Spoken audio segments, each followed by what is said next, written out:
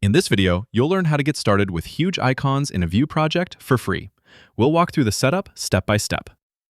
Before we begin, let's quickly check the prerequisites. Make sure Node.js is installed on your system. You can use npm, yarn, or pnpm as your package manager. You'll also need an existing Vue project and a basic familiarity with Vue Single File Components. I already have a Vue app set up. Now let's install the required packages. First, install the Hugeicons Vue package using this command: npm install hugeicons/vue.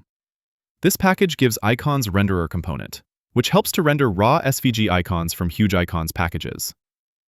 Next, install the free icon package using this command: npm install hugeicons/core free icons. This package gives you access to thousands of free icons in the stroke rounded style. Once the packages are installed, you're ready to use an icon.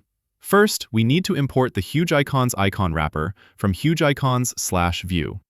Next, we need to pass an icon to the icon prop of the Hugeicons icon component. For example, we will import the user icon, and the icon will come from the Hugeicons/core free icons package. And now you can see the user icon is rendered on the screen. The Hugeicons icon component also allows you to control the icon's size, color, stroke width, and supports any SVG props.